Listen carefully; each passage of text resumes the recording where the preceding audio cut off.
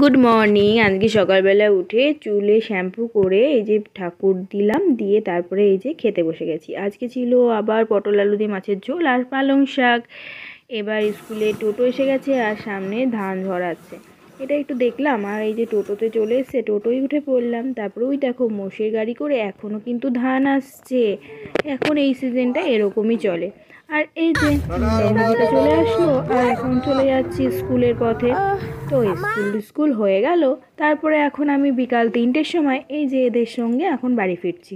রাস্তায় যেতে আসতে অনেক কাকিমাদের সাথে দেখা হয়, তাদের সাথে গল্প করতে করতে আসি। আর আসার সময় আমার একটা স্টুডেন্ট আঁক দিয়েছিল, সেই আঁকটা নিয়ে এসেছি। আর এই যে লগ্নজিতা খুব আনন্দ করে কিন্তু এই আঁকটা খাচ্ছে। ওর এই লাল সোয়েটারটা পরে এই আঁক খাওয়াটা কিন্তু ভীষণই ভালো লাগছিল। আর স্কুল থেকে বাড়ি আসার সময় এই পার্সেলটা দেখলাম।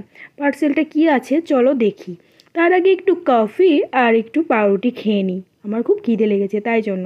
আর এসছে এই সোয়েটারটা, লগ্নজিতার বার্থডে চলে এসেছে, তার বার্থডে গিফট আসাও শুরু হয়ে গেছে। তো লগ্নজিতার এটা হচ্ছে ফার্স্ট বার্থডে গিফট। রাতে করলাম মুড়ো ডাল। আর আজকের মতো ব্লগটা এখানে শেষ করলাম।